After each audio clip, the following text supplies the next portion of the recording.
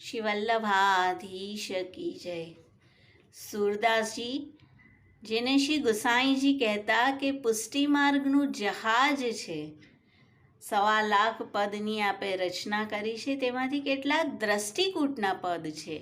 આ એવા પદ છે કે સામાન્ય દ્રષ્ટિથી આપણને સમજ ન આવે, પણ જ્યારે શ્રી વલ્લભ અને સૂરદાસજી ભગવદીયની કૃપા થાય ત્યારે આવા પદને આપણે સમજી શકીએ।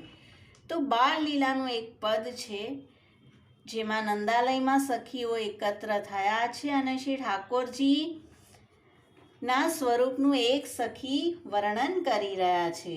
દેખ સખી એક અદ્ભુત રૂપ, હે સખી તું શ્રી ઠાકોરજીના અદ્ભુત રૂપને જો।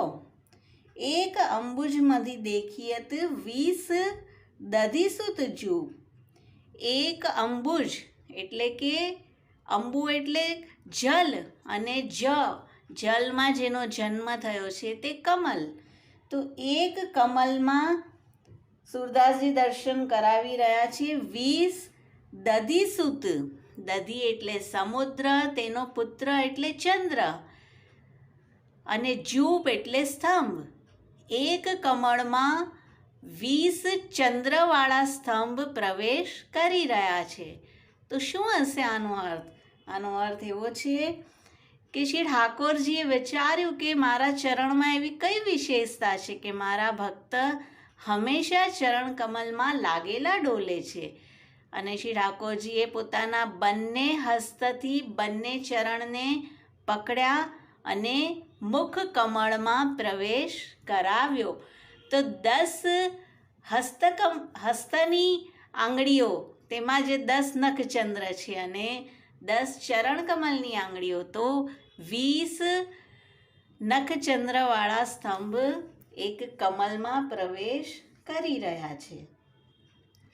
એક અવલી દોય જલચર, આગળ સૂરદાસજી દર્શન કરાવી રહ્યા છે। એક હારમાળામાં મને 2 જલચર દેખાયા। જલચર એટલે કે અહીંયા આવશે મીન।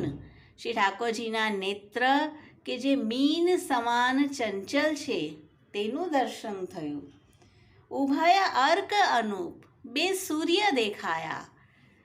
તો શ્રી ઠાકોરજીએ કર્ણમાં ધારણ કરેલા કુંડલ કે જેનું તેજ કરોડો સૂર્ય સમાન છે।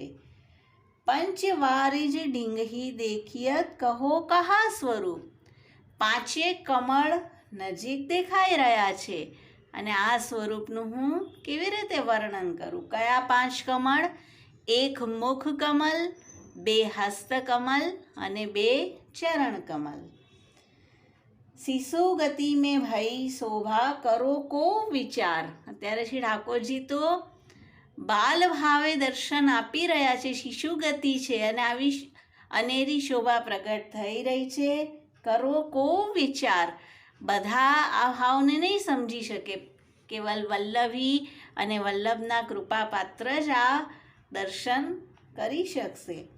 સૂર શ્રી ગોપાલ કી છબી રાખીએ ઉરધાર, અને સૂરદાસજી કહે છે મારા આવા શ્રી ગોપાલની છબીને તમે ઉરમાં ધરી રાખો, જેથી કરીને આવા શ્રી ગોપાલ તમારા હૃદયમાં બિરાજીને તમારા સતત ચિત્તને ચોરી લે।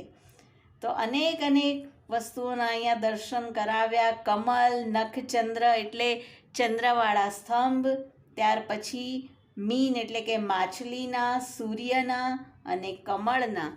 તો આવા છોટાસા લાલનના બાલ સ્વરૂપમાં આવા અનેક દર્શન શ્રી સૂરદાસજી આપણને કરાવી રહ્યા છે।